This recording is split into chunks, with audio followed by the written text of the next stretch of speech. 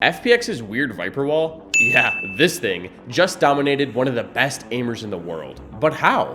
What kind of advantage could this strange wall possibly give you? Well, you'd be surprised. Powerful Viper setups like this exist on every map, including Haven, and FPX played it perfect. Smokes like these can be hard for even professional players to deal with, including Scream and his team. Now I'm going to show you why these smokes are so strong, how to use them, and the way to counter it so that you don't get put down like this. Do you want to learn how to play like some of the teams I review on this channel? And then use those lessons to fly up the rank leaderboard? Then you need to sign up for Valorant Academy. In Gosu's training program, you'll have access to numerous VOD reviews every week run by professional coaches. And if you're tired of ranked, you'll learn how to play Valorant in a team environment in the rank-based 10-mans. Plus, you'll have a coach by your side the entire time. Here's what the schedule looks like. Each student gets a minimum of 3 classes a week with unlimited access to their scrim-like 10-mans. And once a month, a franchise team coach comes in for an exclusive breakdown. Yeah, one of these guys. But wait, it gets better. The first 100 people to use my code Teets gets a 30-day free trial. This is actually freelo. Now come learn how to play Valorant the right way by signing up for Valorant Academy today. Link in the description.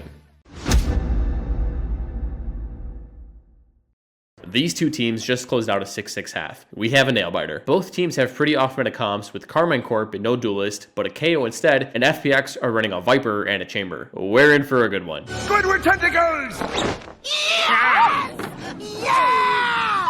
FPX start their pistol round in a 1-1-3 default. Chamber is working his headhunter on C long, and his trademark is in mid window. With this teleport, he can get away from any long aggression, but still take good peeks. Viper is in mid with her funky setup. So this wall that's splitting mid in half is actually pretty good for a couple of reasons. 1. If the defenders get proactive and take mid control, FPX can put up the wall, walk up from hay bale, and drop it once they're ready to clear it together. 2. This toxic screen also extends into B site, denying any information into B from anyone playing C link. And 3. When you combo this wall with her poison orb that lands front sight, she creates so many nooks and crannies that attackers can lurk out from. They can walk out left, right, or not even use it at all and play some serious mind games. And that's FPX's whole game plan. Use these smokes to apply pressure mid, hope it attracts more defenders, and make the rest of the map weak. So with those smokes, they have a 3-person default set up ready to take A lobby control. Karmine Corp are set up with a retake setup on C, a retake camera to re-clear garage, and a 3-person stack on B, ready to stop any lurks ready to go through this orb. They have a lot invested into preventing this potential lurk. On A, they have KO and Fade both playing for information. The round starts with a KO 0 point landing in a lobby, a breach fault line, and an Omen smoke cutting off the entranceway. FPX knows that they don't have any space makers to get past all this, so naturally they sit and spawn, let the knife do its thing, and get ready to re-clear this space. To do this, they throw an Omen smoke that denies information from both long and short. With just 2 smokes, FPX have created 4 different avenues that they could lurk their way through. Just like a gopher, you never know when or where they're gonna pop up. Once the smoke pops, they send a prowler long and it gets shot. In response, they swing sewer and lob Fade's Haunt into short. They use Sky's Trailblazer to clear out long, and FPX now have A control. Karmine Corp are worried. They just lost 1/3 of the map and they need to make a move. Breach and Cypher disrespect the Viper smokes and move up mid while their Omen holds their window from top sight. And Chamber has no idea that these two have made the perfect decision. This fight is huge.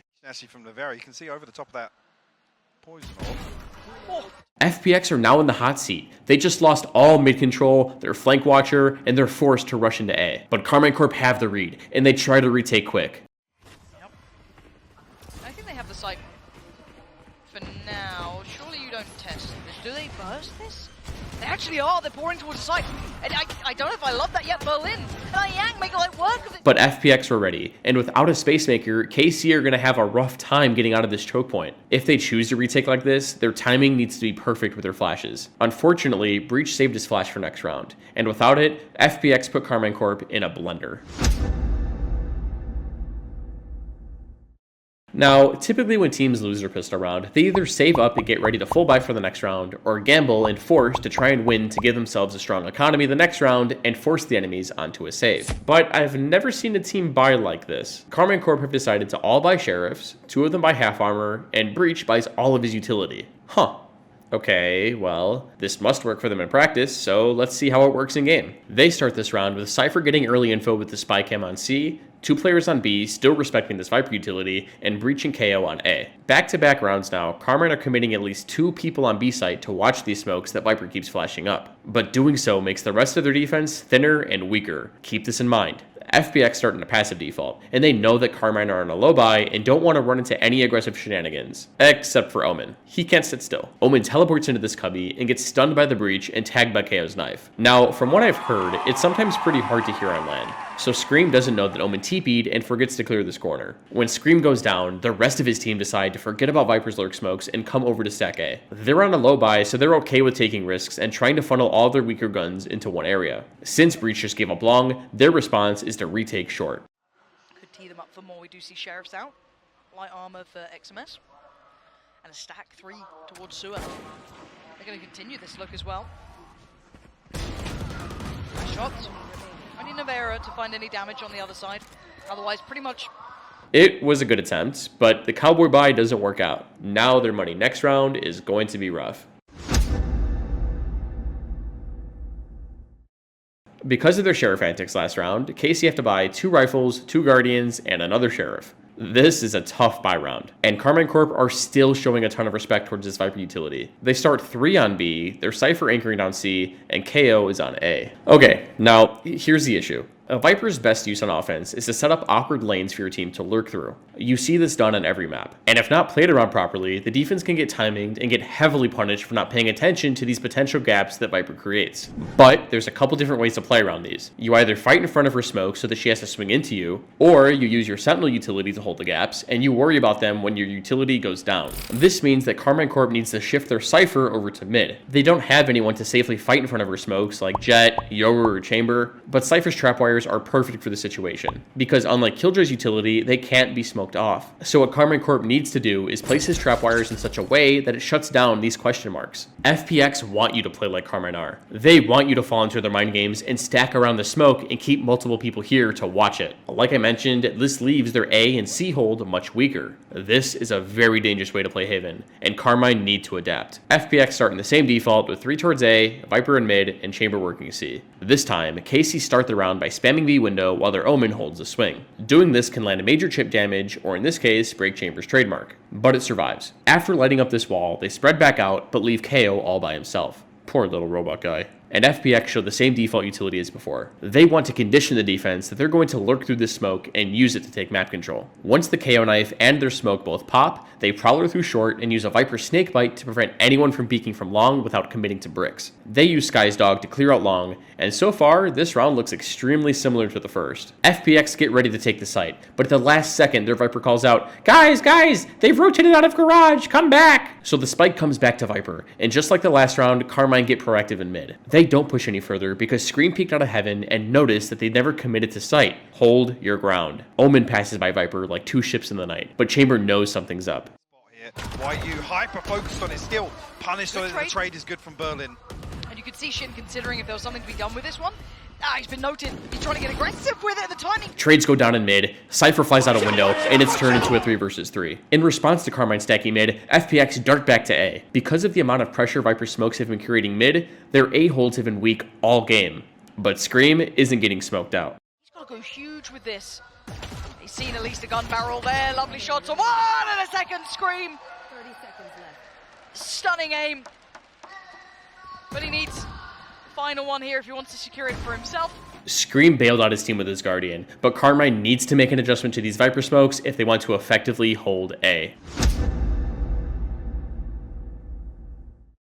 This round, Karmine start in a 1-3-1 setup, and FPX is stacked towards A. It's not what it looks like. Both teams are actually going to show something different this round. FPX wants a lobby, so Omen teleports across, and Chamber wide swings A long with his op. His rendezvous is set up in window, so if he misses, he can get out pretty safe. But Scream delays his knife by a few seconds and tags both Sky and Chamber. Now, FPX know that every time they've shown A pressure, KC have pushed up mid. This forces Fade and Sky to come back to window, lob her haunt, pop her bird, and they tag nothing. What this does though is set up Viper perfectly to finally lurk with her smoke combo on B. Once the suppressor wears off, they head back into A where Karmine have a trap set up. So Omen calls that he doesn't see anything in mid, meaning they must be A since Cypher's Trapwire is placed so far up C long. This triggers KO to call for Breach's fault line. He flashes, swings, but no one's there. Once this trap goes off, Viper pops her mid-smokes. Karmine just got info on A, have consistent C-long control, but question marks just got created in mid thanks to these Viper smokes. Karmine make the read that a B play is finally being made, but what they don't know is that FPX just dodged their trap. If they had more people to play off this breach stun, this could have worked, but instead, they're having a team meeting on B. Viper used her smokes to scale up into Rabbit, and she left herself a little gap to hide in. The defense has no idea that Yu Chen has slotted himself in this cubby. By the way, his fuel management is crazy. Notice how when he drops his orb, his wall goes up. And look, he barely has any fuel to spare, and he successfully dodges the Fade Prowler.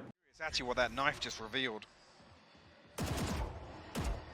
But he misses the shot. FPX places down their smokes, and the site hit begins. But before the retake even starts, KO and Breach combo their flashes for Fade's Haunt, which drops, scans, and nets Scream an easy first kill. This is a strong start to the post plant. XMS and Navera have cleared out this Viper and are coming in for a flank. But without an Omen Paranoia from spawn, their retake is going to be tough. There's a lot counting on this flank.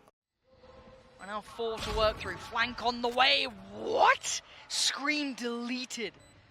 And these steps should be heard as well. Putting on the flank here, instantly turns for it, good trade, needs another though, XMS now considered 2, and this is going to be fights on several fronts. Beautiful shot, operator done, and now TZH in combination, watching that CT push through, and XMS, he wants out.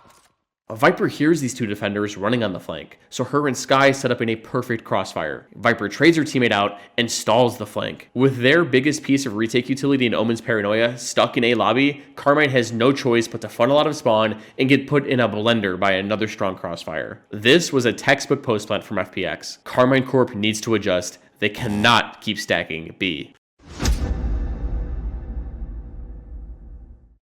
Karmine Corp have finally made an adjustment. Phew. Alright, let's see what they did.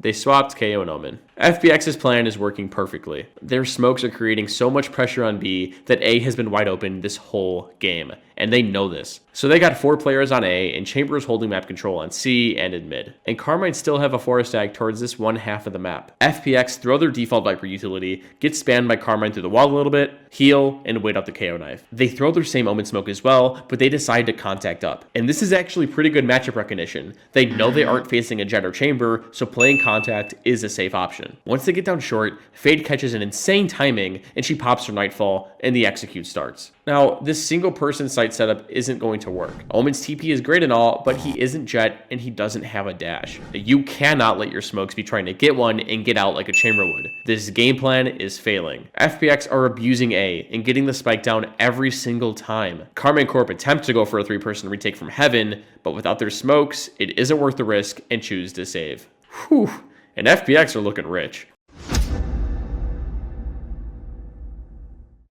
Karmine Corp finally take a timeout. Hey, you guys know how we keep stacking B? Yeah. Let's keep doing that. Now, I know this sounds like I'm making fun of them, but this is actually a big brain call. And this is the story I'm choosing to stick with. KC's coach knows that they've been getting burned all game on A, so FPX is expecting them to adjust by putting more people towards A, making mid more open. This round is where the mind games begin. Karmine are set up again with 4 people in mid, and their KO back over on A. In their timeout, FPX are going to show a similar default to what they've shown all game, but go into mid. They sky flash long, Prowler short, show the same smoke, and splat a Viper Molly on long. The attackers make it look like they're taking A control like they've been doing all game, but they're pivoting into mid. Shin hears all this utility being used, and he thinks that he has a timing up mid, but FPX know that this is possible. Like I said earlier in the video, they use their Viper Ball to scale out of Hay Bale, drop it, and kill Shin. Their mid retake wall worked perfectly, but what they don't know is that they're about to run into a 3-person stack on B. After taking mid, Fade drops back to launch her Haunt into long to fake that they're re-clearing, but all this did was make Karmine retake mid for themselves. Seeing that, and they've got the first pick. If they get any indicator the players have been drawn off of the extremities, then they can start exploring it. Already, the Haunt goes up, and they're actually aggressing down middle screen. This might be a little bit out of whack, but it works out. He finds one, Nudera with another, and maybe the brawl is going to finally pay off for Karmine Corp. But this is not something you want to depend upon. Is this repeatable? Who knows? But for now, Karmine have made the perfect play this round. They have the worst weapons, so they push out and take the initiative. With all this pressure in mid, FPX book it to A, get the spike down, and the retake is on. Karmine Omen Paranoia is default, but Berlin responds by seizing both Nuzera and Scream. They're both at 1 HP, and things are getting sticky. available, no fault line available just yet. And the paranoia sent very early. 2 caught with the C's as well, Lauren. And one should be up now. The timing is going to be terrifying. This is going to put it all in the other player's hands. Oh my word! Needs one bullet. He's not going to get it. Yui Call was just one body shot away from winning this round, and Karmine win this round by the skin of their teeth. They played the perfect mind games this round and were rewarded with a pivotal round 18.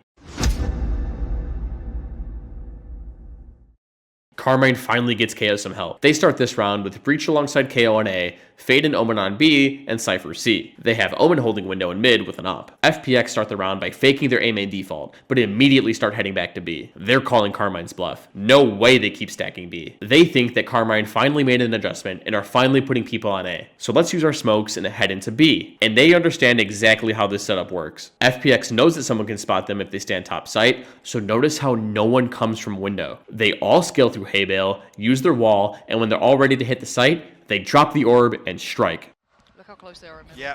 I'm worried about when they are tucked up behind this. Still, there's 3 players. The paranoia was going its way as well. They've cleared back of sight. Nuzero responds by instantly popping his Rolling Thunder, and all of Karmine collapses onto the site. FPX are forced back into mid, and they reset the round. But they did manage to get a 1-for-1 trade, which is awesome for attackers. They decide to contact back into A, as this was Karmine's weak spot this entire game, and wouldn't you know it, it's open for business. Now, if you're a Karmine fan, this is a disaster. What they don't realize is that if FPX gets the plant off, a Viper is popping her pit, and it will be impossible to retake.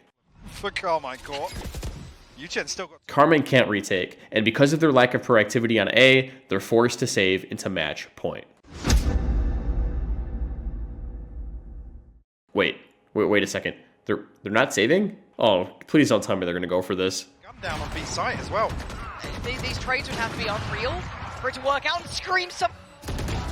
Oh no. Oh no. They're falling out of the sky. Scream, what have you got for me? Nothing. Nothing at all.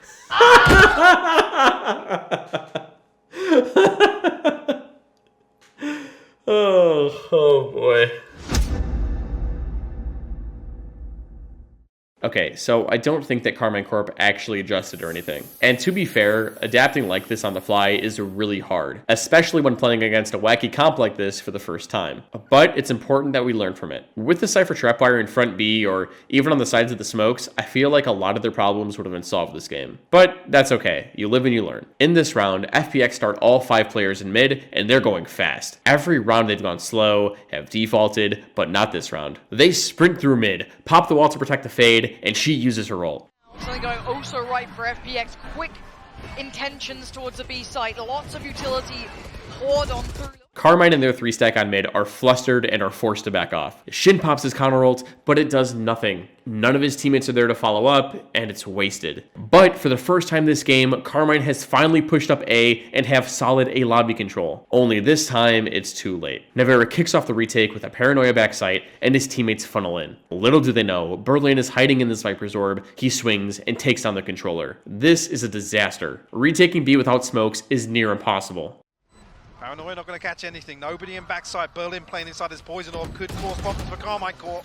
Oh, quick trade though. XMS not going to drop the ball just yet, but now called to attention. They have to be careful of that spike. A tap towards it will draw eyes. Scream now in the backline's being a problem. 3-man face. So FPX put up a one-way, Karmine Corp is forced to swing into it, and they all fall one by one. All that's left is Scream, who has finally taken a lobby, but it was too little, too late.